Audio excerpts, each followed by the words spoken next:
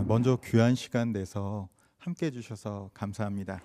저는 이곳 처음 와봤고요. 저는 이제 불교 쪽에서 이렇게 강연을 하게 되는 건 처음입니다. 개인적으로.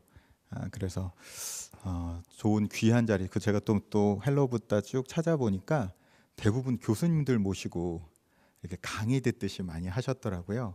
그런데 오늘 제가 그래서 보면서 이게 제 스타일에 이제 제가 하는 스타일에 맞을까? 제가 왜 그러냐면 한국식은 이렇게 일방적으로 강연을 하잖아요. 근데 저는 좀 이렇게 주고받는 것을 더 선호를 많이 해요. 그래야 무엇이 그래서 제가 항상 궁금한 거는 오늘 제가 이렇게 지금 퍼져 계셔가지고 지금 조금 감이 안 잡히긴 한데 진짜 사실은 제가 궁금한 거는 여러분의 질문이거든요. 우리 보니까 조금 우리 학년이 다들 높으신 것 같아서 저보다 학년이 낮으신 분이 거의 안 계신 것 같은데 그래서 오히려 제가 궁금한 거는 오늘 주제 정말 관심이 아마 저를 잘 모르실 거라고 생각이 들어요. 그런데 이제 여러 가지 이유 때문에 와 계실 것 같은데 오늘 어떻게 먼저 오늘 제가 들어가기 전에 그거 먼저 체크를 해볼게요. 저는 강의를 듣거나 토론을 할 때도 제일 중요한 건 감정이라고 생각을 하거든요. 감정 날씨를 좀 체크를 해보면서 오늘 가볍게 좀 들어가 볼까 하는데요. 자, 혹시 두려운 분 계신가요? 한 번은 손 들어 주셔야 돼요. 자, 한 번은 들으셔야 돼요. 자, 두 번째, 자, 불안한. 어떤 내용인지 모르고 저 사람 누군지도 모르는데 좀 내용 불안하다. 솔직하게 해주셔도 됩니다. 염려되는, 슬픈, 고뇌하는, 짜증나는. 네, 짜증나시는 분도 계시고 네, 어떤 일이 있으신가? 이제 화가 난, 화도 나시고 짜증도 나시고 자, 만족한, 만족하신 분 계시고 평화로운, 또 불교 쪽이라 평화가 많으시군요. 제 제일 좋아하는 아가입니다. 이제 느긋한, 뭐 맞춤법도 틀리게 적혀 있지만 인생 뭐 있나? 좋아하는 아가고요. 행복한. 지금 이제 얼마 안 남았는데 손을 안 드신 분들이 계세요. 기쁜. 사실 얘는 제 딸내미입니다. 딸이 지금 원래 아이가 지금 이제 10살이 됐는데 전 아기가 태어나면 바로 웃으면서 태어나는 줄 알았는데 그렇진 않더라고요. 제가 히프노버딩이라는 걸 되게 열심히 했었거든요. 그래서 태어날 때부터 웃으면서 태어나는가 했는데 그건 아니더라고요. 그런데 오늘도 말씀을 드리겠지만 내가 어떤 감정 상태냐에 따라 세상이 다 다르게 보이잖아요. 그래서 제가 불교 쪽은 좀 너무 잘 모르기 때문에 제가 요새 큰 관심이 생겼어요. 저희 이모님은 사실은 성철 스님 삼천배하고 또 만나 뵙기도 하시고 하셨는데 저는 최근에 제가 참 무지하구나 느꼈던 게 탄어 스님. 저는 사실 성철 스님, 숭산 스님 이런 분들만 제 아마 세대 때문에 그런 것 같아요. 근데 요새 탄어 스님 이렇게 말씀 이렇게 듣게 되면서 와, 우리나라에 이런 인물이 계셨네. 종교를 넘어서 이런 인물이 우리나라에 계셨네 하면서 굉장히 크게 이제 좀 많이 좀 관심을 가지고 있는 상황이라 혹시 제가 하더라도요 중간에 언제든지 질문 주시고요. 그 다음에 중간에 궁금하신 거 있으면 말씀 주시고 혹은 제가 잘 알지 못하는 게 있으면은 그거는 이게 맞는 거예요라고 말씀 주셔도 좋습니다. 저도 끊임없이 배워가고 아마 제가 우리 선생님들께 배워야 될 게 훨씬 많은 자리인 것 같은데 어쩌다가 지금 이렇게 좀 앉아 있게 된 상황이라서 여러분 좀 그렇게 미리 말씀드릴게요. 저에 대해서 아마 모르시는 분들도 계실 것 같아요. 저는 얼굴을 드러내지 않고 사실은 유튜브를 하고 있습니다. 그래서 지금 한 41만 명 정도 되는 실버버튼 북튜브 책추남 TV를 운영을 하고 있고요. 사실 이 채널을 시작하게 된 이유는요. 우리나라에서는 좋은 책들이 너무 빨리 절판되더라고요. 그래서 이 절판된 제가 사실 절판 도서를 제가 찾아서 하려고 했던 건 아니었는데 이 책 참 좋은 책이야라고 생각을 했던 것들이 너무 많이 절판이 됐더라고요. 그래서 좋은 책들이 좀 널리 좀 알려졌으면 좋겠다. 이런 마음으로 이제 시작을 하게 됐는데 어느새 또 감사하게 많은 분들이 좀 사랑을 해주셔서 이런 채널을 운영하고 있고요. 그리고 이제 이렇게 표방하고 있습니다. 앞서가는 미래준비 독서 커뮤니티 책추남 나비스쿨. 그래서 애벌레가 나비로 날아오르듯 나답게 자유롭게 충만하게 이렇게 말씀을 드리고 있어요. 그렇게 말씀드리는 이유는 타너 스님 요새 지금 그 여러 가지 책도 보고 제가 미래를 바라볼 때 몇 가지를 겹쳐서 봐요. 첫 번째는 엘빈 토플러나 짐 데이터 같은 미래학자들이 얘기한 미래, 그리고 또 제가 신뢰하는 그 투자가들이 있어요. 세계 3대 투자가인 짐 로저스나 200조를 움직이는 그 헤드펀드, 그러니까 헤지펀드의 뭐 바로 제왕이라고 불리죠. 레이 달리오나 이런 분들이 얘기하는 미래 상황, 그리고 또 골드만삭스나 아니면 금융기관이나 NCS 같은 국가기관들이 얘기하는 미래 예측, 거기에 또 타너 스님은 스스로 제가 이제 본 바로는 예언자라고 불리는 것을 굉장히 좋아하지 않으셨다고 들었어요. 나는 예측을 하는 것이지 과학적 근거, 정역을 근거로 예측을 하는 것이지 예언을 하는 것이 아니다. 이렇게 말씀을 하셨다고 들었는데 타너 스님이나 또 굉장히 높은 신뢰도를 갖고 있는 분이 미국의 에드가 케이시, 잠자는 예언자 같은 분들, 그리고 나머지 이제 직관가들을 해서 요분들의 그 공통점들만 쭉 추려서 미래를 좀 보거든요. 그러면 정확도가 높아지잖아요. 그리고 높은데 그 다가올 미래에 대해서 시나리오 기법으로 준비해야 된다라고 생각을 하고 있습니다.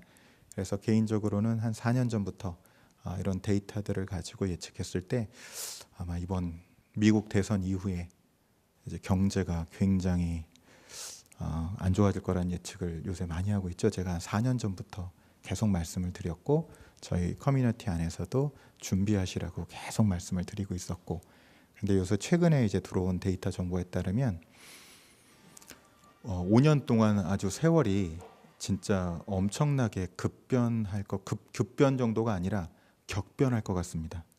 특히 한반도 쪽에 미래가 격변할 것 같습니다.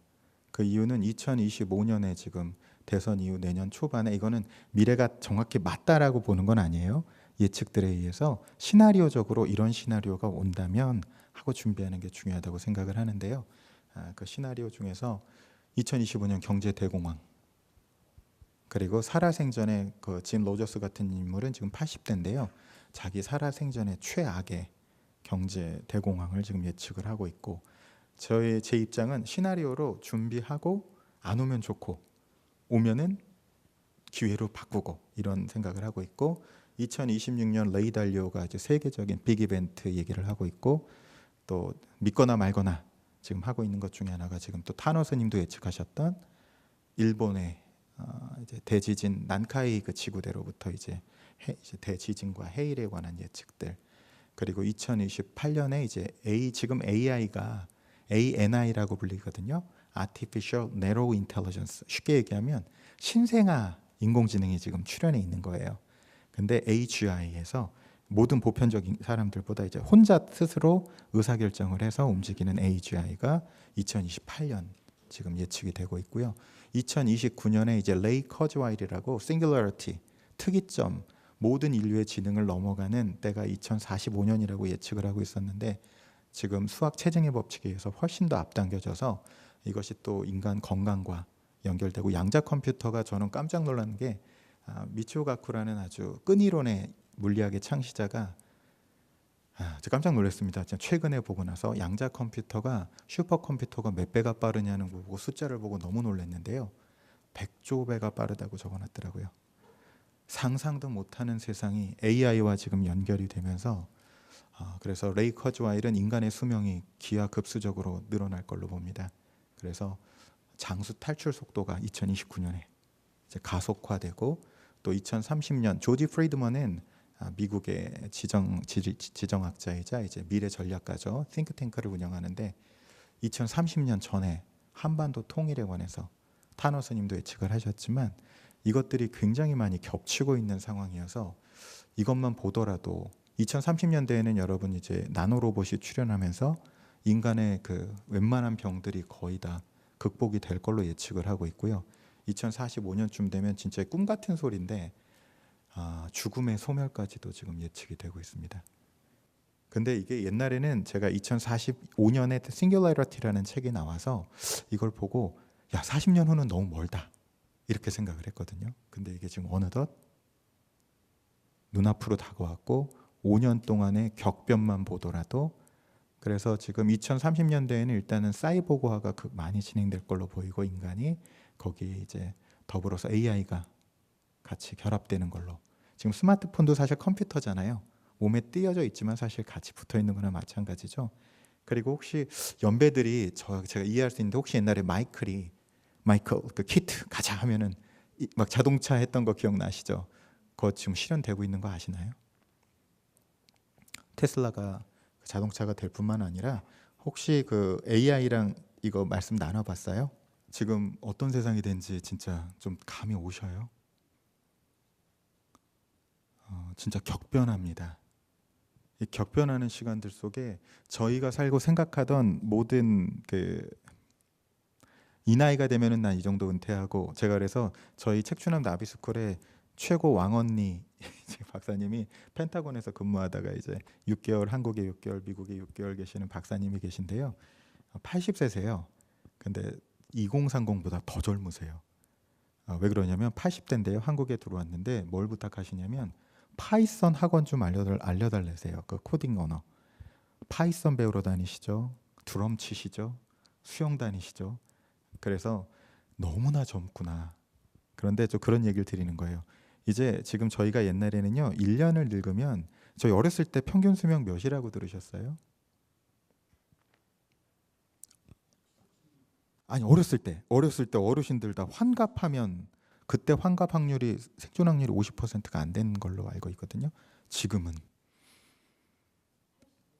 60대 돌아가시면 뭐라고 얘기하세요? 왜 이렇게 70대 돌아가셔도 왜 이렇게 일찍 떠나셨냐 그러잖아요. 옛날에는 1년을 늙으면 1년이 나이가 들었는데요. 지금은 의학기술의 발달 때문에 1년이 흐르면 8개월만 늙는데요. 근데 이제 이게 지금 어마어마하게 영노화에 지금 쏟아붓고 있거든요.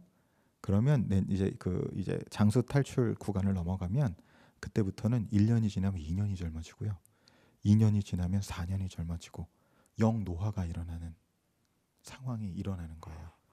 그래서 기존에 내가 생각했던 방식대로 인간의 어떤 라이프 사이클이 돌지 않는 세상이 와버렸다는 것을 여러분 인지하고 준비해야 되는 세상이 됐습니다. 그래서 저희 나비스쿨 멤버들한테도 계속 제가 말씀드리는 게 하늘의 마음 공부, 하늘의 마음 공부, 땅의 돈 공부, 그리고 사람 공부, 이 천지인의 공부가 조화로워야 우리가 다가오는 시대를 행복하게 살아갈 수 있다. 그걸 계속 강조드렸더니 어떤 분들은 천지인 교냐고 이제 물으시는 분이 계신데 종교랑은 아무 상관이 없습니다. 자, 그래서 오늘 이게 주제는 아니었지만 지금 다가오는 귀한 시간들 내주셨기 때문에 오늘 이거 하나만이라도 와 정말 세상이 격변할 것이다라는 이 메시지 하나만이라도 가지고 가고 다르게 준비해야겠구나. 그리고 내가 나이가 들었으니까 이제 60이 되고 70이 되고 80이 되고 몸이 노화가 되고 이런 생각들을 하시고 계신 분들이라면 5년 세월을 진짜 한번 지켜보시면은 어떤 일이 벌어지는지 한번 보셔야 될 것 같아요. 자, 저는 워낙 많은 일들을 해서 그냥 현재는 그냥 가볍게 아시면 될 거는 이제 책 추천해주는 남자라는 그 책을 제가 이제 유튜브로 소개하는 책을 하고 있고요. 또 절판 도서를 살려내려고 애를 쓰다가 북펀딩이 이제 실패를 하면서 이제 제가 이제 우연찮게 이제 출판사도 시작을 하게 됐어요. 그래서 작년 2월이구나. 작년 2월에 이제 교보문고 종합 베스트 1위를 이제 실시간 주간까지 찍었던 제가 다른 마케팅 활동을 하지 않았는데 제가 너무 좋아하는 일본의 기업가가 사이토 히토리라는 인물이 있거든요. 그분의 책 1% 부자의 법칙을 제가 100독을 넘게 했던 책인데 그 책이 이제 전체 1위를 하기도 하고 그런 좀 경험도 하게 되고 뭐 그거 외에도 좀 다양한 활동들을 해왔습니다. 그러면서 두루두루 저는 학자는 아니기 때문에 뭐 교수님들처럼 막 전문적으로 얘기하거나 또 제 얘기를 막 아카데믹하게 듣는 거하고 좀 거리가 있으실 것 같고요. 저는 좀 실용성에 관심이 많습니다. 그리고 아까도 잠깐 말씀드렸듯이 저는 이런 식으로 봐요. 제가 한 책 10,000권 정도를 넘게 본 이유가요. 제가 20대 때 이미 10,000권을 넘겼는데 만화책을 너무 많이 봤거든요. 그러다 후배 하나가 저한테 오더니 형 거짓말하지 마. 무슨 10,000권이야 형이 책이. 그래서 저희 집에 와서 책을 세기 시작했어요. 그러면서 만화책 아니고 일반 책을 세기 시작했는데 그때 이미 집 3,000권을 세다가 그 친구가 포기를 했어요. 야, 한번 생각을 해봐. 형이 네가 지금 3,000권 세다 꼬만뒀는데 우리 집에 있는 책이 몇 권이니? 그리고 여태까지 읽은 책들이 어렸을 때 읽은 책들 합치고 만화책 합치면 확실히 넘겠다. 근데 제가 책을 10,000권을 넘게 보고 깨달은 거는 책을 읽어도 사람이 진짜 잘 안 변하는구나. 자, 이런 걸 깨닫게 돼요. 책을 읽었다고 사람이 변하는 거는 아니구나. 이런 걸 깨닫게 됐는데요. 그 대신 이런 게 생기더라고요. 어떻게 저 사람들은, 제가 20대 때 제 대학교 친구한테 했던 얘기가 아직도 기억이 나요. 야, 어떻게 검도로, 그러니까 검으로서 미야모토 무사시 같은 일본의 아주 전설적인 검객이나 아니면 다도로 혹은 음악으로 미술로 혹은 종교로 최정점에 다다른 사람들이 하는 소리가 왜 똑같을까? 너무 신기해. 이 사람들이 하는 소리가 너무 똑같아. 심지어는 제가 또 딱 빠져서 봤던 책 중에 하나가 혹시 바람의 파이터라고 아십니까? 영화로도 나왔죠. 그 최배달의 바람의 파이터를 보고 제가 감동해가지고 일본에다 편지 쓰려고 막 이렇게 하기도 했는데 최배달 선생님까지도 어쩌면 그렇게 똑같은 소리를 하는지, 어떻게 그렇게 똑같은 소리를 하는지 모르겠더라고요. 마찬가지로 제가 책추남 나비스쿨에서 오늘도 조금 소개를 드리겠지만 정말 똑같은 소리를 반복적으로 하는 거예요. 그것이 꼭 과학적 데이터로 증명되고 안 되고, 저는 어떻게 신뢰를 하는 거냐면, 야, 만난 적도 없는 사람들이 어떻게 저렇게 다른 시대, 다른 종교, 다른 문화, 다른 장소, 다른 성별, 다른 나이로 태어났는데 어쩌면 저렇게 똑같은 소리를 할까? 저는 그러면 오케이, 저렇게 똑같은 소리 하면 믿고 가도 좋겠다. 저는 좀 그런 주의입니다. 어떤 경우에는 과학이 다 따라잡지도 못할 때도 있고, 또 과학도 역시 발전해 가는 거잖아요. 이제 그런 관점에서 본다는 거를 제가 강의를 시작하기 전에 미리, 그래서 너무 교수님들이 여기 많이 오신 자리로 알고 있는데 뭐 이렇게 학문적이거나 어떤 학술적이거나 그렇지는 않게 접근을 할 것으로 좀 이해를 해주시고요. 제 평생 화두는 이거였어요. 혹시 우리 자다가 발표 보신 분 계세요? 자다가 이제 제가 중학교 2학년 때 이렇게 자고 있는데 누가 와서 저를 밟는 거예요. 자다가 밟히면 기분이 정말로 좋지 않겠죠? 딱 봤더니 누구냐면 어머니세요. 제가 밟힌 이유가 그 옛날에 뭐라고 얘기하셨어요? 어떻게 해야 좋은 대학 간다고 들으셨어요? 잠 몇 시간 자야 된다고? 네, 저희 어머니가 밟으면서 한 얘기가 그거셨어요. 3당 사락인데 어디서 자고 있으면 자냐고. 제 친척 형이 전국 수석하고 있었거든요. 그러니까 이제 제가 그 정말 안 좋아하는 게 누구냐면 그분들이에요. 엄친아, 엄친이 별로 안 좋아해요. 어머니가 매달 비교를 돌아가면서 해주셨거든요. 그래서 진짜 너무, 그래서 그 시간들이 너무 힘들었어요. 청소년기가 너무너무 힘들었어요. 그리고 그때부터 물은 거예요. 사람은 도대체 왜 살아야 되고 왜 이렇게 좋은 대학에 가고 좋은 학교에 가면은 좋은 직장을 얻어서 좋은 직장을 얻으면 뭐 좋은 배우자를 만나서 다시 좋은 애를 낳으면 걔를 다시 한번 좋은 학교에 넣기 시작해서 이 뺑뺑이를 계속 돌려야 되잖아요. 근데 도대체 정말 행복한 거야? 근데 저희 어머니가 이렇게 말씀하셨어요. 아직 네가 철이 없어서 그렇다.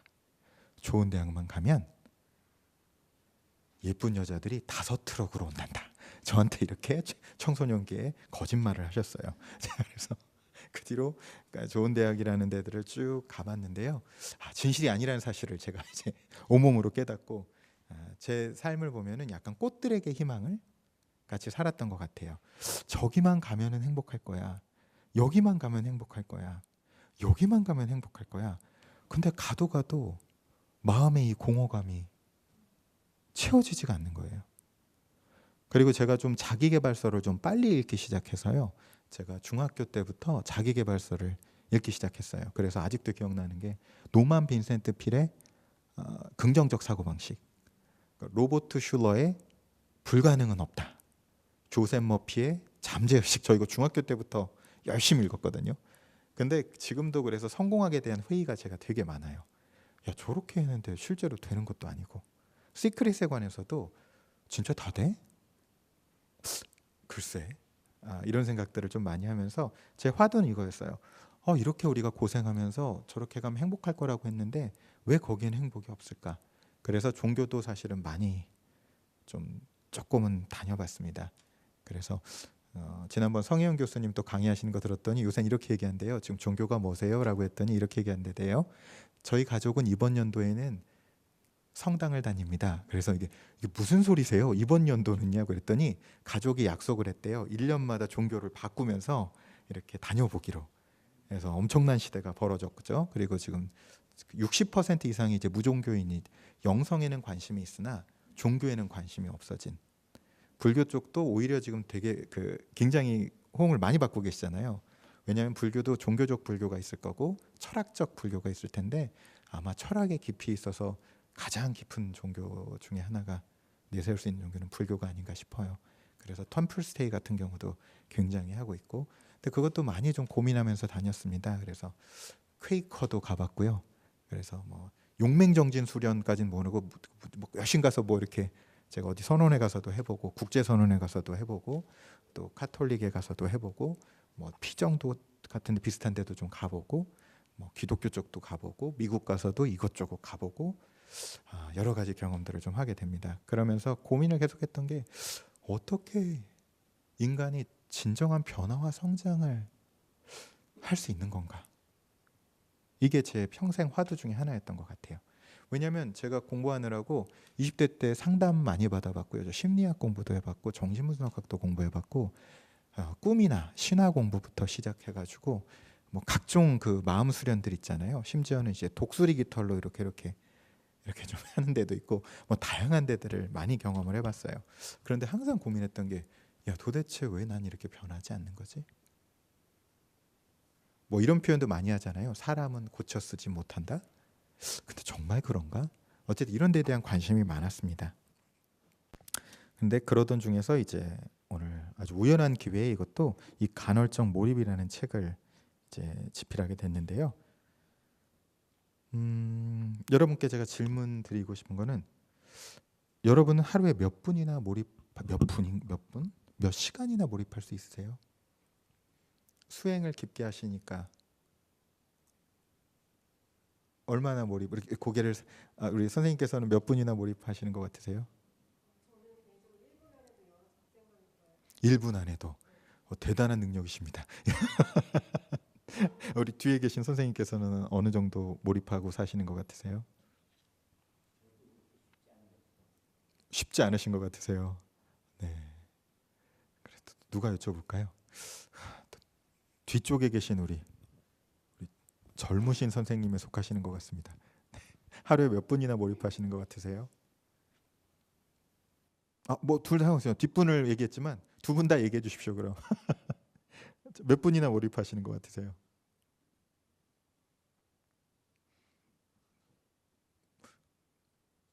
예, 예, 예. 몇 분이나 몰입하시면, 한국에서 강의할 때 언제나 느끼게 되는 똑같은 느낌이죠. 1시간씩 몰입하세요. 좋습니다. 아니, 비슷해. 저는 그 용어에는 크게 이제 저는 학자가 아니기 때문에 용어로서 매여서 하고 있지는 않고요. 그냥 제 용어로 그냥 제가 정리한 거는요, 3단계가 있다 정도로 보고 있어요. 집중하는 상태, 몰입되는 상태, 그 다음에 합일되는 상태. 그래서 저는 그렇게 막 다르다고 생각하지는 않고 있습니다. 질문 주셔서 감사해요. 네, 선생님께서도 어떻게 말씀하셨으니까 30분. 네, 다들 훌륭하십니다. 심각하더라고요. 현대 직장인들의 평균 집중 시간이 3분이래요.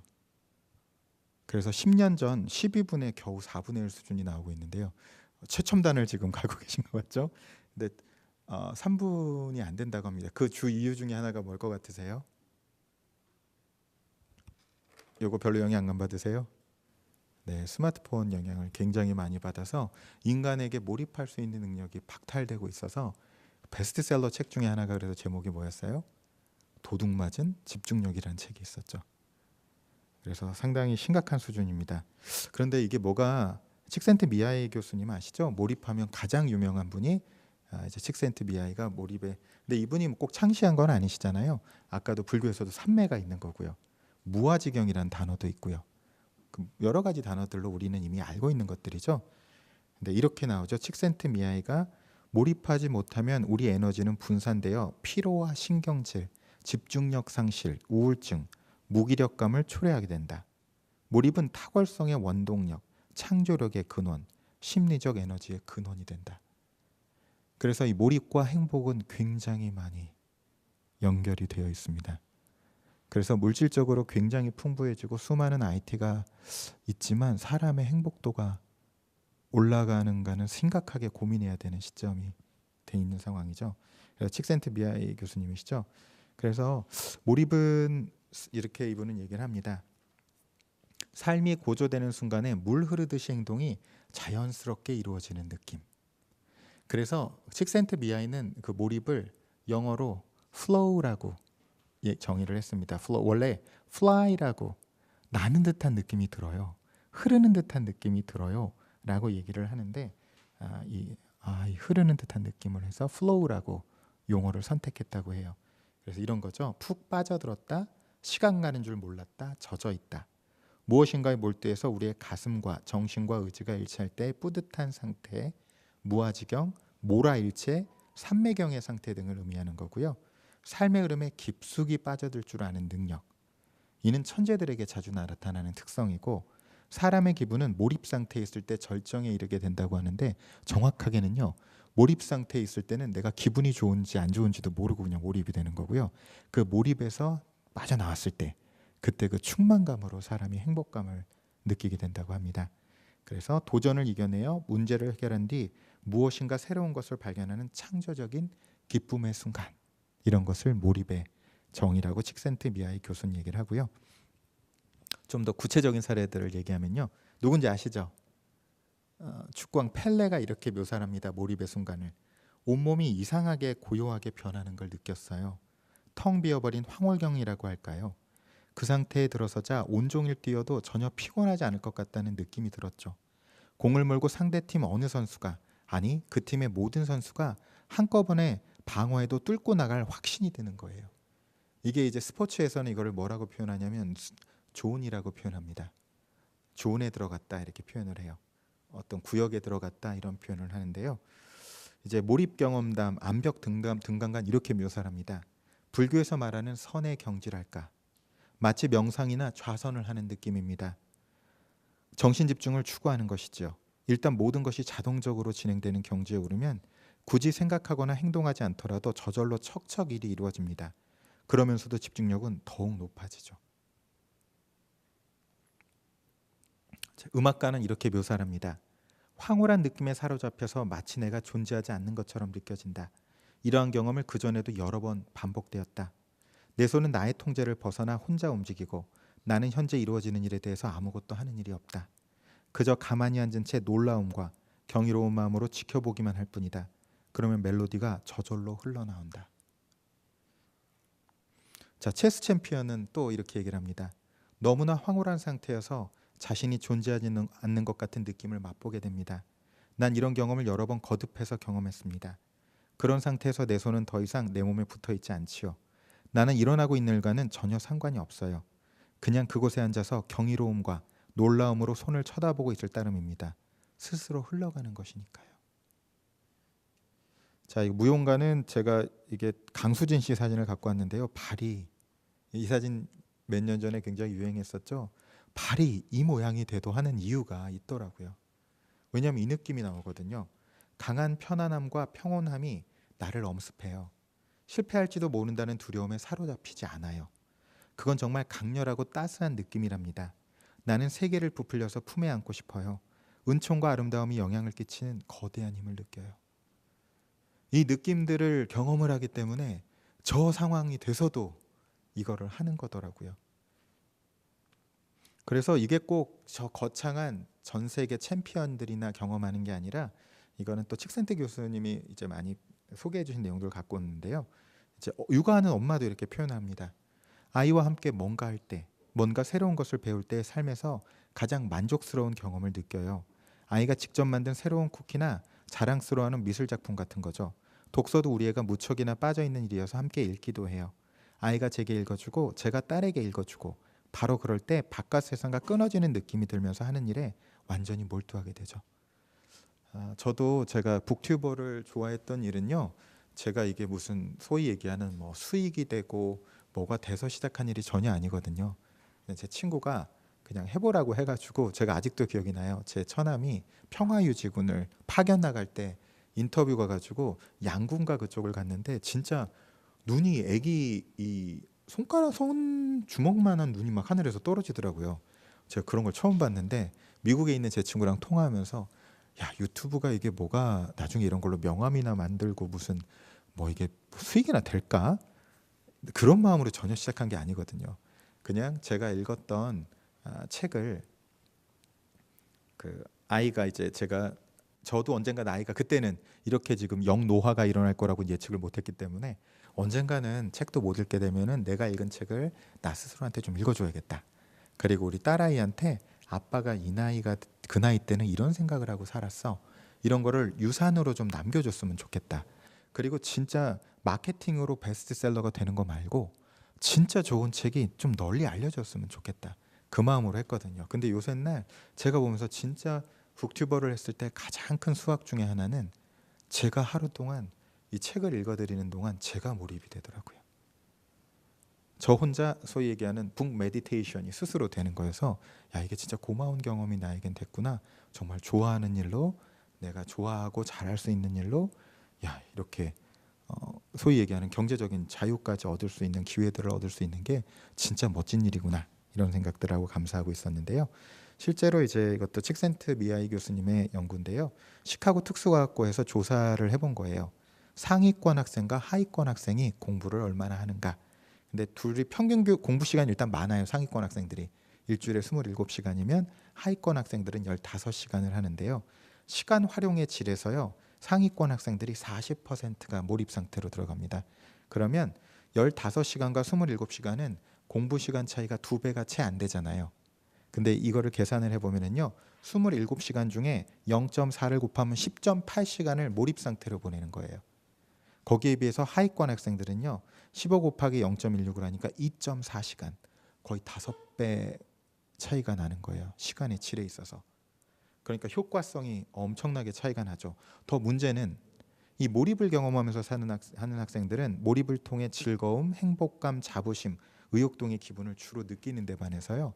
이 비몰입 상태, 이 공부 하위권 학생들은요. 비몰입 상태로 공부의 즐거움을 느끼지 못하고 자신의 능력 이상을 발휘해야 하는 데서 오는 불안감과 좌절감을 주로 느끼고 있었어요.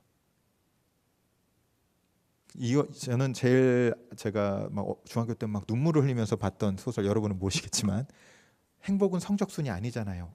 그거 아시죠? 저랑 세대가 비슷하신 것 같습니다. 근데 이걸 보면 행복은 성적순이인 거예요. 이 느낌 때문에. 그러니까 물론 모든 그 상위권 학생들이 이렇게 공부하진 않겠죠. 저처럼 너무 많은 압박감 속에서 정말 행복하지 않았거든요. 정말 행복하지 않았거든요. 왜 내가 이렇게까지. 그리고 지금은 학교 폭력이라고 하면 큰일 나잖아요. 저희 때 저 정말 많이 맞았거든요. 진짜 중학교 때 저희가 미션 스쿨을 나왔는데 저희 학교가 전국에서 한 10등 정도 랭크가 됐었는데 제가 맞아본 도구가요.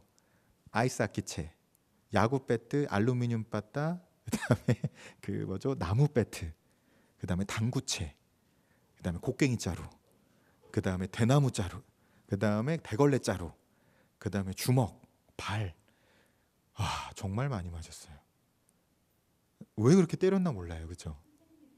네, 선생님들이 많이 때리셨고 반이 1등을 못하면 원산 폭격한 상태로. 맞아, 저 아직도 여기 혹 남아 있어요.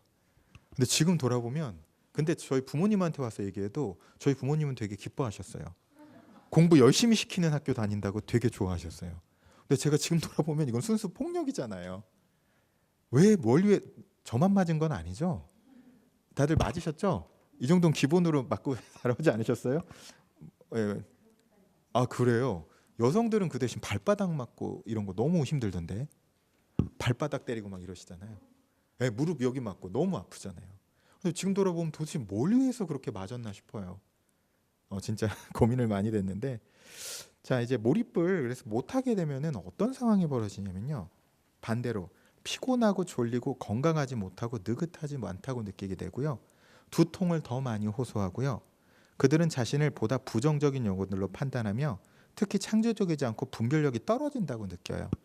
그리고 자연스러운 창조 능력은 감소되고 정상적인 일상적인 활동들은 점점 허드렛 일처럼 되어버리고 신경질, 집중력 상실, 우울증, 기계적인 느낌이 수반돼요. 갱년기랑 비슷해지나요? 에너지가 이제 떨어지는 거죠. 응답자들은 정신분열로 고통받는 이들에게 발견해낸 것과 여러 면에서 유사한 경험들을 보고한다고 해요. 그러니까 이게 문제가 되는 거예요. 지금 몰입 시간이 극도로 지금 떨어지고 있는 현대 사회가 이게 문제가 되는 거예요. 인간의 질이 굉장히 많이 떨어졌다는 얘기거든요. 그래서 이거는 그래서 제 책이 오늘 이걸로 가시고 제가 이거 다 하다가는 뭐 몇 박 며칠 해야 되니까 시간 되는 데까지 또 여러분이 원하시는 데까지 말씀을 드려보려고 하는데 제가 못 찾아가지고 이게 대만에도 이제 수출이 돼서 어떻게 대만에서 알았는지 이제 대만에도 이제 수출이 된 책이고 이게 또 출판사가 또 안타깝게 또 좋은 책들을 많이 내셨는데 요새 출판사들 많이 어려운 거 아시죠? 출판사가 부도가 나서 할 수 없이 이거를 또 나비스쿨에서 되살려냈습니다. 그래서 이 책으로 다시 되살려냈고요. 왜 간헐적 몰입이라는 그러면 이미 미국에서는 칙센트미하이 교수님이 그리고 한국에서는 가장 유명한 교수님이 누구시죠? 황논문 교수님이 이 몰입에 관해서 굉장히 좋은 내용들 많이 마련해 주셨잖아요. 근데 이제 저는 그러면 굳이 왜 이 책을 썼어야 됐을까? 이것 때문에 그래요. 애쓰지 않고 지치지 않고 좀 편안하게 최고의 나를 일깨우는 에너지 몰입 혁명이 뭘까라는 화두를 가지고 이제 얘기를 해본 거고요. 자, 그래서 왜 간헐적 몰입이라는 제가 웃는 소리로 지금 동국대학교 불교대학원 박사를 가지고 계신 CEO 한 분이 계신데 이걸 잘못 알아들어가지고 저한테 간화선 몰입을 책을 썼냐고 언제 간화선 몰입을 썼냐고 해서 간화선이 아니고 간헐적이다. 이렇게 제가 그 정도 수준이 안 된다 죄송하다 이렇게 얘기를 했는데요. 자, 왜 간헐적 몰입이라는 단어를 썼냐면요.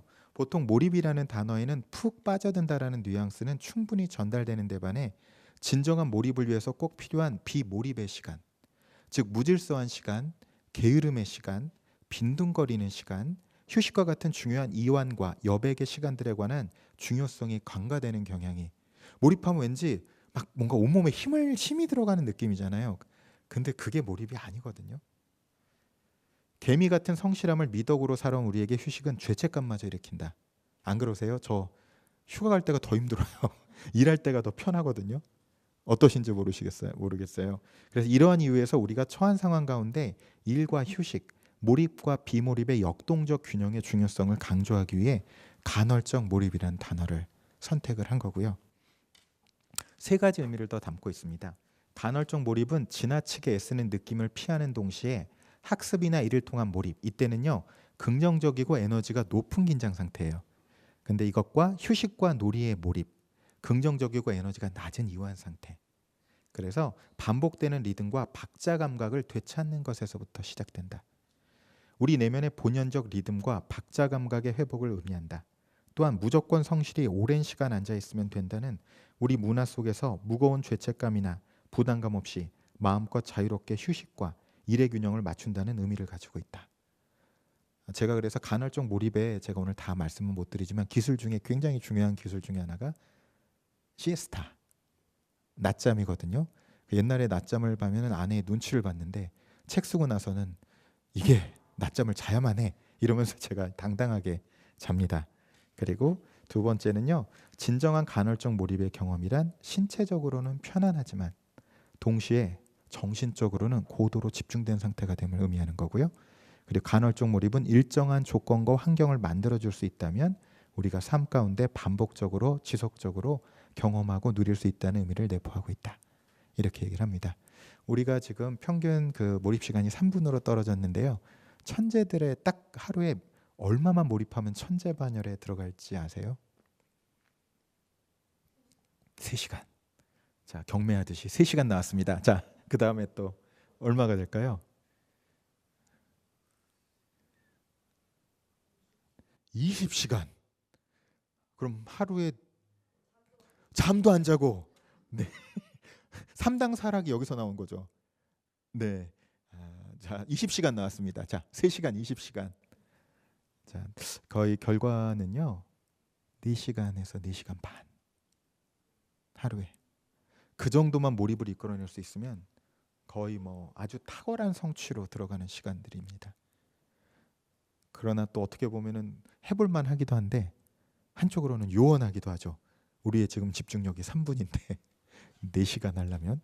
자, 그런데 제가 이 책을 할 때 아까 칙센티미하이 교수님의 책도 큰 영향을 줬지만 이 두 분의 책도 정말 꼭 읽어보시라고 권해드리고 싶어요. 이게 행동심리학자이자 이제 CEO인 두 분이 썼는데요. 제목이 몸과 영혼의 에너지 발전소 한국에는. 근데 이제 The Power of Full Engagement라는 단어인데 탁월한 책입니다. 거기서 이런 얘기를 해요. 이제는 시간 관리가 아니라 에너지 관리의 시대다. 낡은 패러다임은 시간 관리를 하는 거에서요. 이제는 에너지 관리다.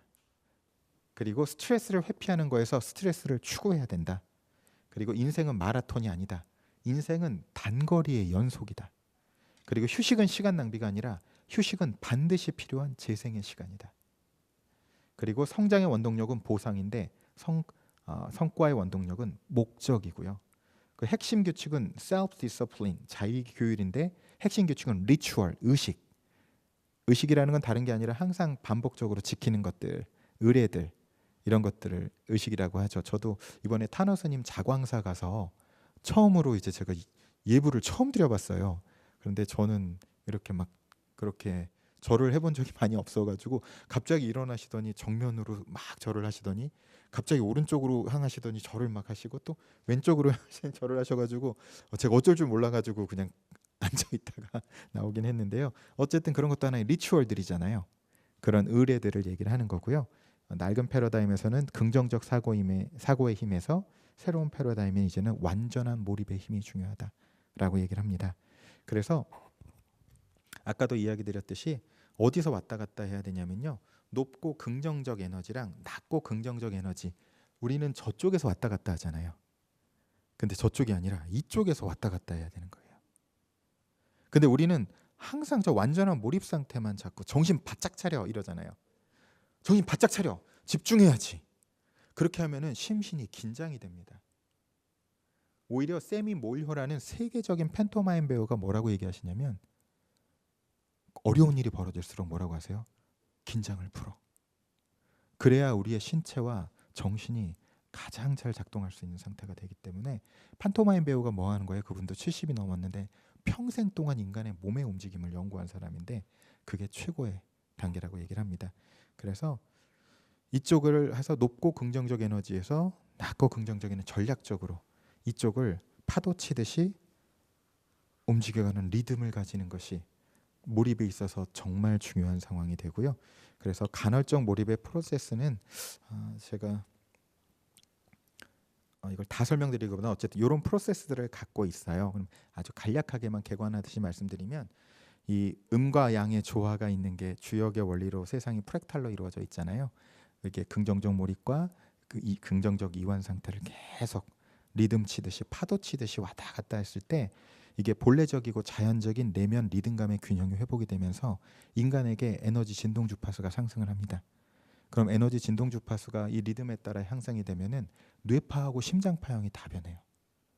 그럼 뇌파하고 심장파형이 변하면은 초의식 영역에서 제로 포인트 필드 가설이 양자역학에서 굉장히 유력한 가설이거든요. 아직은 가설이라고 이야기하지만 이따 제가 보여드린 내용들을 보면서는 스스로 한번 판단해 보세요. 가설이지만 이걸 받아들일 만한지 받아들이지 않을 만한지. 그래서 그 초의식이 각성이 되면서 뇌파가 변해요, 사실은. 그래서 스님들이나 이런 분들이 그 명상 상태에 가서 뇌파를 측정하면은 굉장히 뇌파가 알파파, 세타파, 델타파에서 감마파가 굉장히 많이 나오시거든요. 의식이 변성됩니다. 그래서 그 제로 포인트 필드 93.1 메가헤르츠를 우리나라에서 FM을 맞추면 클래식 음악이 흘러나오잖아요. 그래서 진동 주파수가 거기에 맞을 때 그쪽에서 인사이트와 인스피레이션과 이것들이 쭉 연결되는 게 이제 천재들의 아주 핵심이라고 이야기를 합니다. 그래서 최고의 나로 자신의 최대 창의성과 잠재력을 발현하는 삶이 이 제로 포인트 필드와 연결될 때 나올 수 있다라고 얘기를 합니다. 그래서 이거를 아는 데 있어서 가장 중요한 원리 중에 제가 여기 대극의 원리라고 제일 먼저 적어놓은 거는 주역의 원리입니다. 모든 것은 음양의 균형으로서 리듬감으로서 우주가 박동하고 있는 거죠.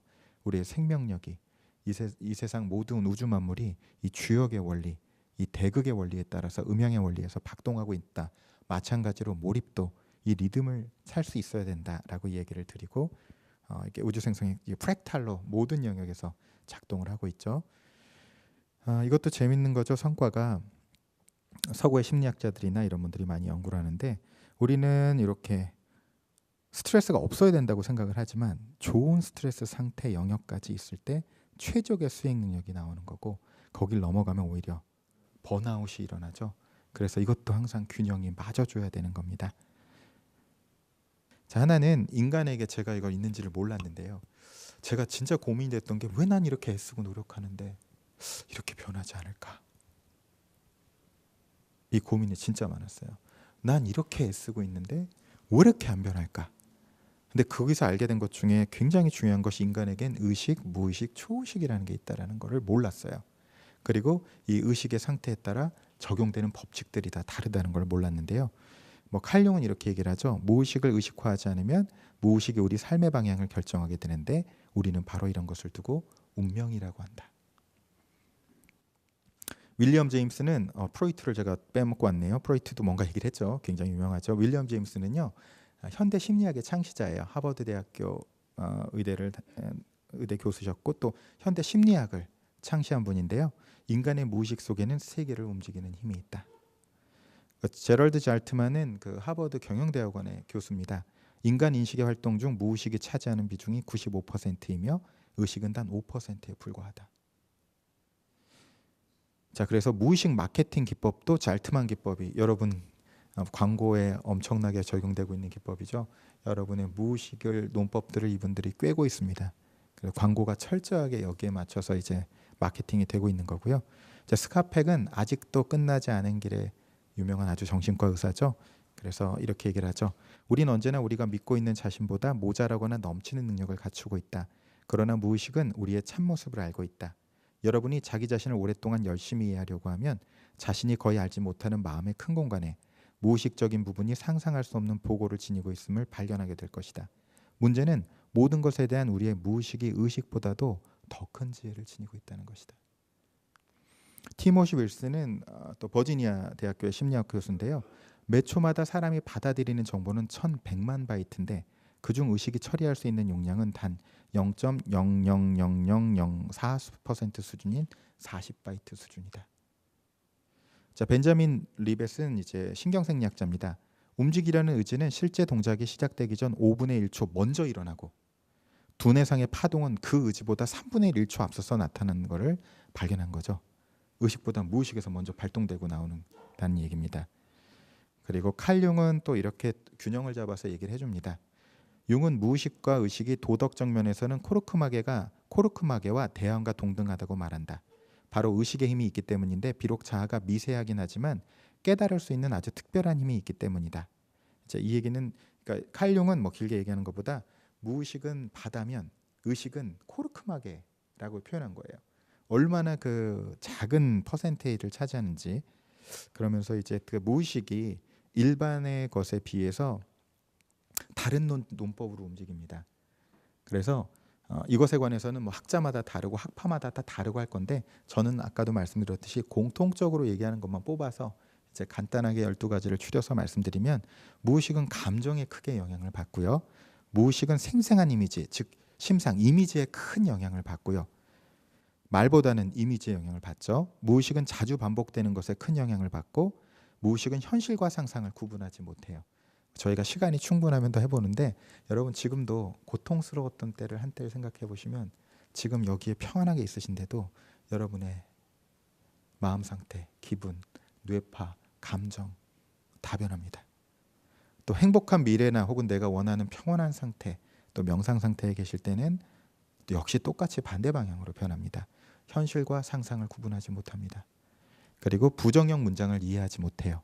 예를 들어 제가 아는 그 분 중에는 결혼을 어떻게 하셨냐면요. 선이 들어온 중에서 가장 먼 데서 온 남자랑 결혼했어요. 집에 싫어가지고. 그럼 너무 재밌는 건 아빠 같은 사람을 절대로 안 만나겠어. 그러고 근데 나중에 살고 보면 어때요? 아빠를 무지 닮은 남자를 만나게 되죠. 이게 그 무의식은 부정형만 문장을 이해하지 못한다고 해요. 그래서 나는 절대로 아빠 같은 사람이 되지 않을 거야. 그럼 이걸 어떻게 이해해요? 나는 절대로 아빠 같은 사람이 될 거야 라고 이해를 하니까 이런 부분이 억울해지는 거예요. 내가 초점을 맞추는 게 커지고 증폭됩니다.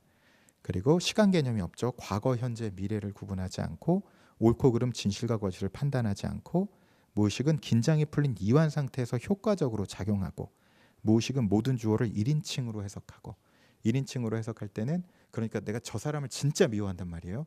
저 사람 진짜 미워를 뭐로 해석해요? 나를 미워하는 걸로 해석을 해버리니까 이런 무의식의 이런 논지들을 이해를 하면 왜 부처님께서 그렇게 말씀하셨고 왜 예수님께서 그렇게 말씀하셨고 왜 성인들이 그 말을 했는지가 의식 레벨에서는 잘 이해가 안 되는데 무의식이 어떻게 움직이는지를 보시면 좀 이해가 좀 더 되는 게 있어요. 그리고 무의식은 잠들지 않고 무의식은 의식만큼이나 실질적인 힘이며 의식보다 더 큰 지혜가 숨어 있고 한 개인의 무의식은 다른 사람들의 무의식과 깊이 연결되어 있기 때문에 강한 생각과 바람은 주변 사람들과 환경에 큰 영향을 미친다. 그래서 아주 전문적으로 학자같이 이걸 할 필요는 없지만 제가 아까 말씀드렸던 것처럼 저는 이걸 실용적인 측면에서 활용하기 위한 것만 뽑는 스타일이기 때문에 그렇다는 걸 좀 참조를 해주세요. 우리 안에 가짜나와 진짜나가 있다는 거 불교에서는 많이 말씀하시죠. 가와 진화가 있다. 근데 이것들을 다 똑같이 얘기를 합니다. 자, 미운 오리 새끼는 어떻게 얘기해요? 미운 오리가 가짜나고 진짜나는 뭐였어요? 백조였어요. 해리포터에선 찌질한 고아가 아니라 위대한 마법사였어요. 그렇죠? 한심한 사자가 아니라 위대한 랑이고 매트릭스, 갈매기의 꿈, 피노키오, 신데렐라, 미녀와 야수, 꽃들에게 희망을 전부 다 같은 소리를 제가 아까 그랬잖아요. 다 같은 소리 한다고. 불교에서는 가와 진화, 유교에서는 소인배와 군자, 기독교에서는 겉사람과 속사람, 옛사람과 새사람 같은 소리를 반복적으로 하고 있더라. 그래서 이 모든 것들이 이 에고에서 셀프로 가는 여정을 히어로스 저니, 조세 캠벨이라는 신화학자가 모든 영화, 신화, 민담 전부 다 이 영웅의 여정을 따라갑니다. 여러분 좋아하는 드라마도 모두 다 이 원형으로 이걸 따라갑니다. 그것은 우리 인간이 살아가야 될 운명이기 때문에 우리 안에 진짜 나를 깨달아가는 것. 불교 쪽으로는 제가 잘 모르지만 불성을 깨달아가는 것. 그것이 이제 모든 인간에게 주어진 궁극적 어떤 다르마라고나 할까요? 보는데 투자에도 관심이 있으신 분들을 위해 조금 얘기를 하면 이분이 세계 최고의 투자 코치예요. 근데 이분이 이렇게 얘기를 하셨어요. 1990년대 난 투자의 성공 요소가 심리가 60%, 포지션 사이징이 30%. 그러니까 심리가 60%고 내가 얼마에 몇 주를 살 것인가가 30%. 시스템 개발, 시그널을 주는 거나 뭐 HTM, 홈 트레이딩 시스템을 어떻게 활용하는가 이런 것이 10%라고 생각하는데요. 하지만 지금 다르다. 내가 수많은 코칭을 하고 나서 보니까 이제는 투자 심리가 100%를 좌우한다고 감히 주장할 수 있다. 그 이유는 인간은 모든 일을 잘못된 방법으로 해나가도록 프로그램화되어 있기 때문이다. 즉 인간의 내면에는 성공에 필요한 것과 정반대의 것을 하도록 유도하는 성향이 존재한다. 투자가조차도 이 에고에 관해서 가에 대해서 얘기를 합니다. 그래서 에고 모드와 셀프 모드가 있는데요. 이것을 이제 몰입을 위해서는 굉장히 중요한 게 이 에고 모드 상태에서는 이 몰입 상태에 들어가기가 어려워요. 근데 이 셀프 모드 상태에서는 몰입 상태가 이제 에고 모드에서는 주로 가짜나로 살아갔을 때는 수치심, 죄책감, 무기력, 비애, 두려움, 욕망, 분노, 자존심 이걸로 주로 사람이 모티베이션 돼서 움직이기 때문에 당연히 심신이 긴장되고 불안정한 심리 상태가 돼서 산만해지죠.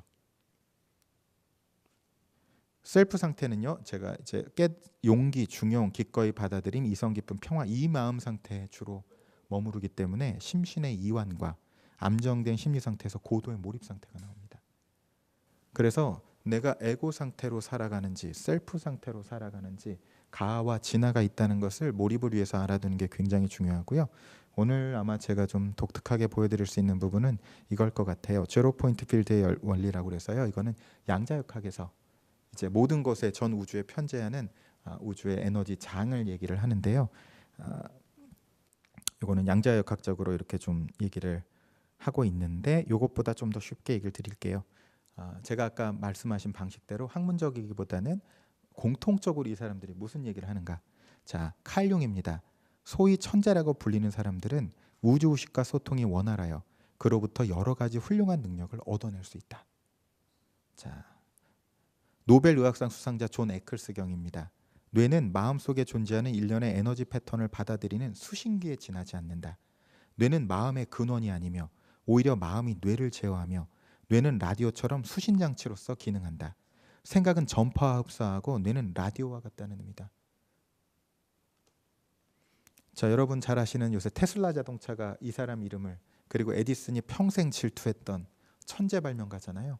교류전기의 창시자고 FBI가 이 사람 발명품을 따로 관리할 정도로 엄청난 천재였죠.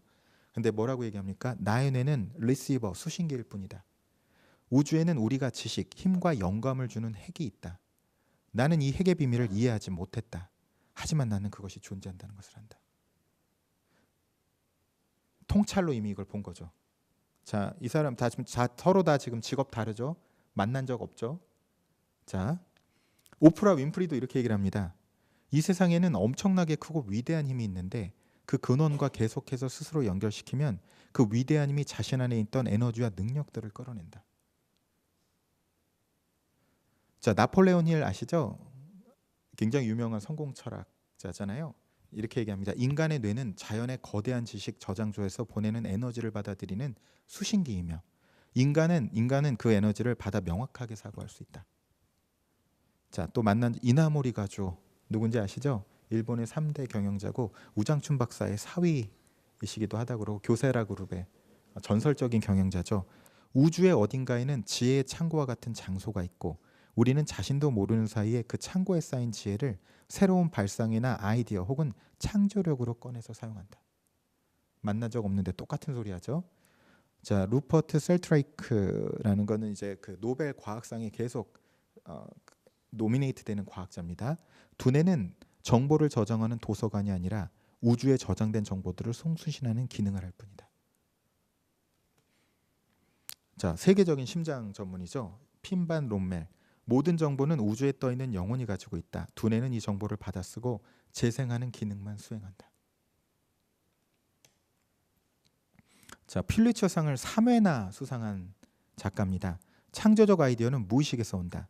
나는 아이디어를 찾아 나서지 않는다. 아이디어가 나를 찾아온다. 자, 이번에 굉장히 국가적 경사, 지난주에 정말 기분이 좋았는데 뭔지 혹시 아세요? 네. 저 아내한테 그 소리 듣고 깜짝 놀랐어요. 처음에 농담하는 줄 알았어요. 노벨 문학상을 한국이? 해밍웨이나 받는 상을 한국이? 너무 놀랐는데 한강 작가님도 재밌게 얘기를 하셨더라고요. 작별하지 않는다의 내용은 역사적 사실과 한강 작가의 개인적 경험이 어우러진 장편 소설이다. 역사적으로는 제주 4.3 사건을 다루었고 책에 처음에 나오는 경화의 꿈은 한강 작가가 2013년 장편 소설 소년이 온다를 완성하고 꾸었던 꿈이라고 한다.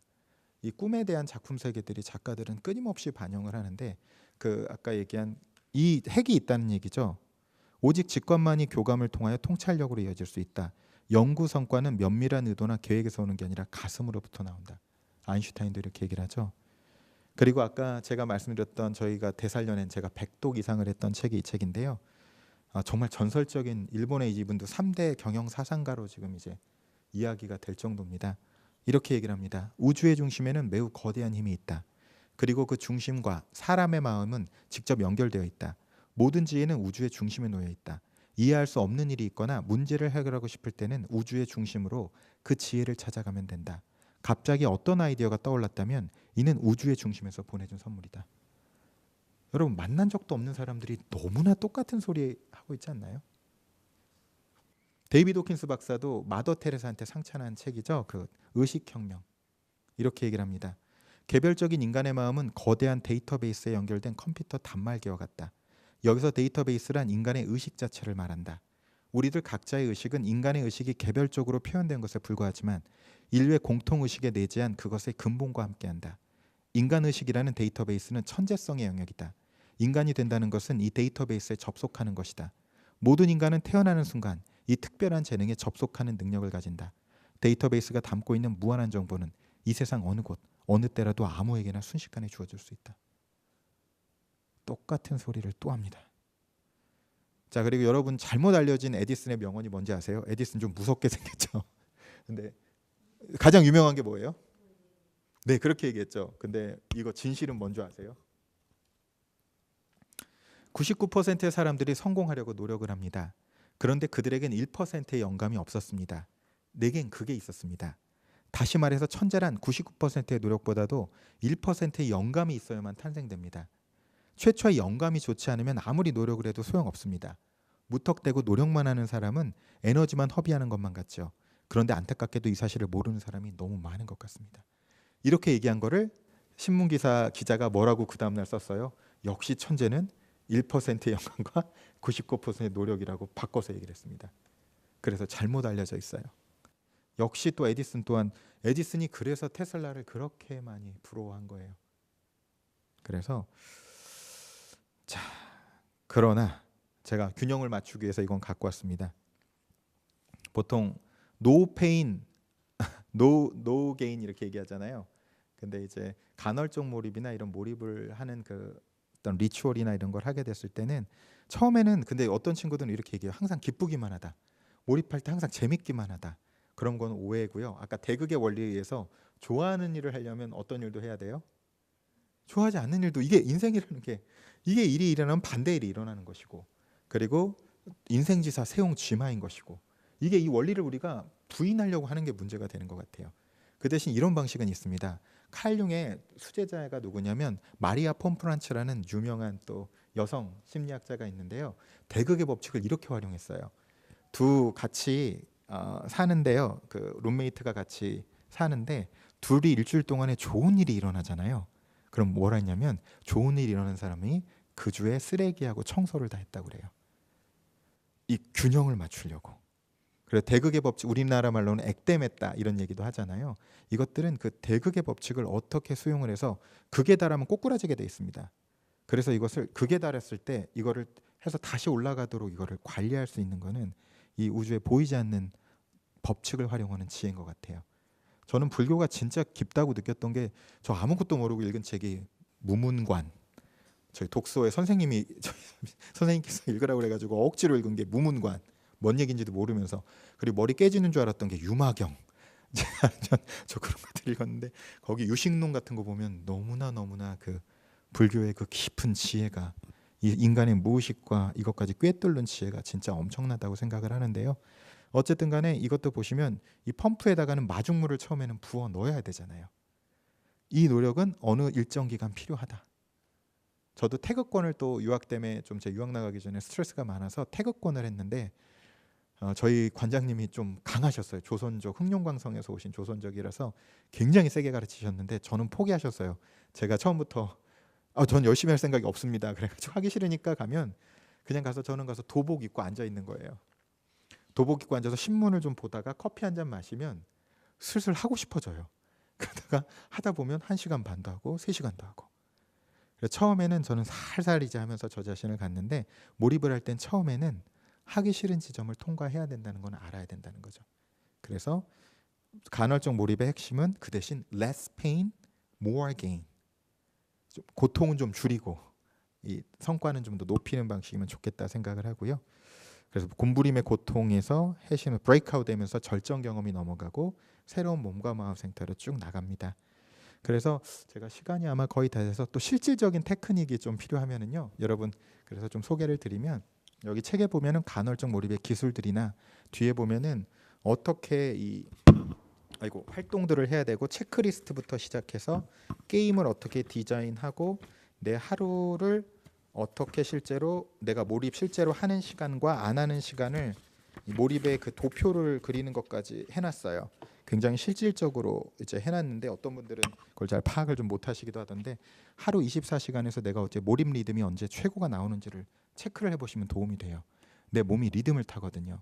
그 리듬에 있어서 가장 좋은 몰입 상태가 언제 나오는지를 체크하시고 나를 가장 몰입으로 아주 건강한 이완과 건강한 몰입으로 왔다 갔다 할 수 있도록 아까 말씀드린 너무나 이미 저보다 훨씬 선생님들께서 많이 알고 계시잖아요. 대극의 원리라든가 그렇죠? 진짜 나와 가짜 나라는 거 내가 어떤 상태인지를 스스로 진짜 나와 가짜 나도 내가 지금 27.3% 가짜 나고 74.8% 진짜 나고 이거 너무 어렵잖아요. 근데 그거를 구별하는 저는 또 저만의 실용적인 방법은요. 첫 번째로는 내가 지금 이 순간 아무것도 변하지 않아도 있는 순간 감사할 수 있는가 없는가. 내가 가하 상태인가 진화 상태인가. 두 번째로 내 호흡이 얼마나 깊이 있고 리듬감 있게 깊이가 있는가 아니면 가슴 쪽에서 헐떡이고 있는가. 그럼 내가 가하 상태인가 진화 상태인가. 그리고 몸을 이렇게 고추 세웠을 때요. 그라운딩 된다고 하죠. 굉장히 내가 평안하고 마음이 좋을 때는요. 두 다리가 깊은 지구의 중심에 뿌리를 내리듯 명확하게 중심을 잡아줘요. 그런데 내가 마음이 불안하고 흔들렸을 때는 몸도 같이 흔들립니다. 그래서 그 그라운딩으로 볼 수가 있고요. 그 다음에 내 시간 감각. 시간 감각이 here and now 얘기 많이 하잖아요. 지금 이 순간 오롯이 있는가 아니면 과거의 후회나 집착 혹은 미래에 대한 불안이나 헛된 기대에 잡혀 있는가 오롯이 여기 있는가 없는가 이런 걸로 보면은 저는 좀 실용적으로 내가 가하 상태인가 진화 상태인가를 분별할 수 있다고 생각을 하고요. 또 하나는 M-Wave라는 기계가 있어요. 별로 비싸지 않습니다. 미국에서 사시면 Heart Rate Validation이라는 HRV라는 요것을 보시면 심장 파형이 하나는 리듬을 길어요. 사인파로. 근데 내가 그게 아닌 상태면 삐죽삐죽하면서 이 눈에 바로 보입니다. 그래서 최첨단 기계로도 눈으로 바로 확인할 수가 있습니다. 그래서 내가 진화 상태, 제가 그걸 안 거예요. 명상이 효과가 있는지 없는지 모르겠잖아요. 지금 호흡을 깊게 하라는데 도움이 되는지 안 되는지 제가 지금 이 자료에서 못 보여드리지만 제 그 기계를 해보면은요 바로 파형이 바뀝니다. 이거 진짜 효과가 있구나. 눈으로 바로 볼 수가 있어요. 그래서 내가 가짜 나의 상태인지 진짜 나의 상태인지 그리고 몰입이 일어나려면 가능한 진짜 나의 상태로 내가 존재할 때 몰입이 날 가능성이 높고요. 요거는 대만에서 최초의 35살의 디지털 장관이 됐습니다. 오드리 탕이라는 천재적인 인물인데요. 이 포모도로 테크닉을 권해서 제가 원래 알고 있었는데 진짜 도움이 많이 돼요. 요거를 실제로 요리할 때 쓰는 저거 포모도로가 이탈리아로 토마토라는 뜻인데 저 25분 딱 맞춰서 따르릉 하고 올리는데 요게 안 사셔도 돼요. 조금 무료 앱이 많이 나와 있어요. 그래서 딱 누르시면 어떻게 하시는 거면요. 25분은 아무것도 안 하고 오직 그 하나의 행동만 해야 돼요. 이 소리가 울리기 전까지는. 그리고 5분 동안은 쉬시는 게 한 세트예요. 25분 완전 몰입. 그러니까 이 소리가 나기 전까지는 오직 지금 생각을 오직 하나에만 계속 하는 거예요. 25분이 딱 끝나면 5분 동안은 자유롭게 하시는 거고요. 다시 이렇게 해서 이거를 4세트 반복하고 이런 식으로 이거를 늘려가시면 몰입 시간이 늘어납니다. 그래서 아주 실용적으로 이것을 좀 활용하시면 이 간헐적 몰입을 하는데 굉장히 효과적인 방식이라고 생각을 하고요. 이 책에는 여러 가지를 넣어놨습니다. 하나는 여러분 태양 에너지. 첫 번째가 이제 그 태양 에너지를 받는 과학적 근거들에 대해서 얘기를 했고 결국은 에너지가 충전되는 게 핵심이거든요. 우리가 무엇에 연결돼서 내 에너지가 얼마나 충만히 차는가가 핵심인데 두 번째는 요새 저희 채널도 꽤 아마 여기에 기여를 한 것 같아요. 맨발 걷기 어싱 제가 이제 초창기에 같이 소개하면서 이게 그래도 정말 감사하게 거의 강남 쪽은 거의 다 있는 것 같아요. 강북 쪽은 아직 좀 더 서울에서는 돼야 될 것 같은데 이 맨발 걷기 이게 지구 에너지하고 연결하는 거잖아요. 그리고 당연히 여기에는 명상, 호흡, 그리고 아까 얘기한 낮잠, 그리고 아티스트 데이트라고 해서 내 안에 예술과 이것들을 만나주는 시간들, 그리고 심장지능을 활용하는 법. 아까 얘기한 하트메스 연구소의 이건 자료예요. 여러분이 진화 상태일 때는 보시는 것처럼 굉장히 사인파가 저렇게 흘러나오고요. 아니었을 경우에는 저렇게 이 심장 파형이 다르게 나옵니다. 눈으로 확인하실 수가 있고요.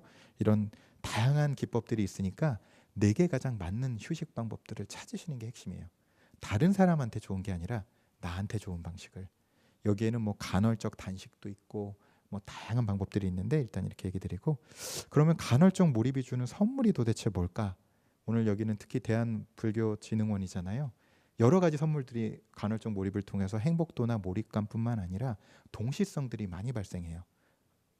싱크로니시티, 우연의 일치라고 불리는 필연적 우연들이 많이 발생을 하는데, 최고의 선물 중에 하나는 영성지능이 아닐까 합니다. 이제는 EQ, PQ, EQ, IQ가 아니라 SQ의 시대가 됐고요. 이것도 무슨 귀신 씨나라 까먹는 소리냐라고 얘기를 하신다면, 이걸 보시면 아예 영성지능을 아예 그냥 이제 수치화합니다. 그래서 제 거가 테스트된 게 이렇게 나와 있는 거고요. 영성지능도 이제는 수치로 테스트를 합니다. 이제는. 그래서 인간의 궁극적인 지능인 영성지능이 이 몰입과 제로 포인트 필드와의 연결을 통해서 활성화된다라는 것이 아마 제가 볼 때는 간헐적 몰입에 주는 여러 가지 선물 중에 최고의 선물이 아닐까 봅니다. 그래서 이분은 이렇게 영성지능을 정의하세요. 영성지능이란 주어진 상황에는 관계없이 내적으로 외적으로 평온을 유지할 수 있고 지혜와 자비심을 갖고 행동할 수 있는 능력. 대표적인 인물이 아무리 생각해도 부처님이시죠. 마더테레사. 그렇죠. 여기 다 이 성인들이 이 능력을 가지고 이젠 영성지능의 시대가 됐다. 여러분 한번 생각을 해보세요. 지금 직업이 많이 없어지겠죠. 그리고 장기적인지도 모르겠어요. 이제 몇 년 안에는 정말 많은 직업들이 사라질 거고 인간의 노동이 사라지게 되는 시대가 온다고 얘기하거든요. 자, 그럼 인간이 그때 뭐 해야 될까요? 인간의 노동이 다 사라지면 그 다음에 인간은 뭘로 존재해야 될까요? 여러분 지금 창의성 얘기하시죠? 이미 토렌스 검사에서 AI가 상위 1%를 넘어갔습니다. 제가 써봐도 창의성이 훨씬 뛰어나요. 창의성도 더 이상 인간의 영역이 아닙니다. 자, 그러면은 어떤 것이 남는 건가요? 제가 혼자 생각해 볼 때는 두 가지밖에 안 남는 것 같아요. 호모 루덴스, 유희하는 인간과 호모 스피리투스, 영적인 인간. 이것이 남을 것 같습니다.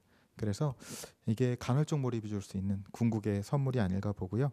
그래서 사피엔스 유발 하리고스도 이렇게 얘기하잖아요.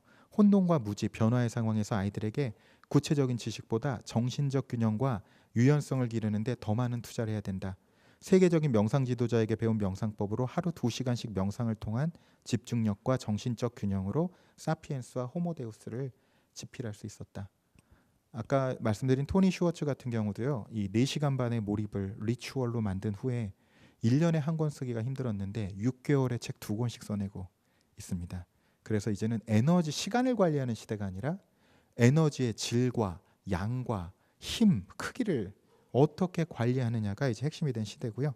이제 거의 끝났습니다. 이런 시대가 된 거죠. 에너지 충전의 기술. 제가 그 북서울 꿈의 숲에서 이제 아이를 데리고 제 딸아이, 아까 보여준 딸아이를 데리고 제가 어싱을 하고 있으니까 아빠 뭐 하냐는 거예요, 꼬마가. 그래서 아빠 지금 지구에서 충전하고 있는데 제가 그랬어요. 그랬더니 그래서 설명해 줘야 되잖아요. 태양열 집결판을 보면 태양열을 받아서 우리가 에너지를 충전하는 것처럼 우리가 태양을 받아야 되고 땅과 접촉해서 땅과 에너지를 흡수를 해야 되고 엄마 아빠가 우리가 사랑하면서 사람과의 관계 속에서 우리가 에너지를 충전해야 돼서 우리가 어떻게 충전을 해야 되는가, 이것에 대한 핵심이, 그리고 우리가 충전이 되면 될수록 어떻게 돼요? 진동 주파수가 상승하면서 뇌파가 심장파동이 변화하면서 어디와 연결되나요? 제로 포인트 필드와 연결되겠죠. 그럼 우리가 재미있는 것 중에 이것도 그냥 제 추측입니다. 제가 오늘 말씀드렸듯이 제 얘기는 학자의 얘기가 아니기 때문에 실용적 관점에서만 들어주시고요. 보면은 잘 때 뇌파가 어떻게 변하냐면 세타파, 델타파로 떨어지잖아요. 알파파에서 잘 때하고 깨어날 때가 이렇게 되죠. 그럼 그때 제가 생각할 때는 충전되는 그쵸, 거기 꽂혀 있는 거죠. 충전을 얼마나. 그래서 건강의 3가지가 제일 중요한 중에 가장 중요한 게 잠, 숙면, 2번째 중요한 게 먹을 것, 어떻게 먹나, 3번째 중요한 게 운동이라고 얘기를 해요. 근데 잡는 거는 반대 방향으로 잡아야 된다고 그래요. 운동을 잡기가 더 쉽고 그 다음 난이도가 먹을 거를 절제하는 거고 그 다음이 잠을 이렇게 잘 자는 거라고 하는데, 이 방식들로 간헐적 몰입의 핵심은 진짜 하나입니다. 이 우리 안에 있는 그 자연의 우주의 리듬을 그대로, 음양의 원리에 따른 리듬을 살려내서 몰입과 이완을 반복적으로 하면 그 리듬이 살아나잖아요. 그 리듬이 살아나면은 제로 포인트 필드와 점점 더 연결이 자주 하거나 많이 연결이 되겠죠. 그럼 에너지가 충만한 상태에서 그 에너지가 충만할 때 흐르는 게 뭐예요? 플로우. 그게 흐름을 타는 거잖아요. 그 몰입 상태로 들어가는 것이 이게 간헐적 몰입의 의미가 아닌가 저는 생각을 해봅니다. 자, 그래서 이 구절로 아마 마무리를 할 텐데요. 디펙 초프라라고 심신상관의학의 창시자입니다. 그래서 그 아유르베다하고 서양의학을 통합해서 전 세계 이제 영향력 1위의 의학자이자 영성 지도자죠. 이분이 이렇게 얘기를 합니다. 간헐적 몰입을 가장 아름답게 묘사해 주신 것 같으세요. 당신의 몸으로 하여금 우주와 더불어 춤추게 하라. 당신 안에 있는 긴장과 속박을 모두 풀어버려 당신의 몸이 주의 리듬을 타면서 쉬게 하라. 당신 몸을 움직이고 운동시키고 그렇게 계속 움직여라. 당신의 몸이 우주와 더불어 춤을 추면 출수록 그만큼 당신의 기쁨, 생명력, 에너지, 창조력, 동시성 그리고 조화를 경험하게 될 것이다. 자, 제 강의는 그래서 구체적인 팁들은 책을 참조해 주시고요. 오늘 여기까지 귀한 시간 함께 해주셔서 진심으로 감사합니다. 수고하셨습니다.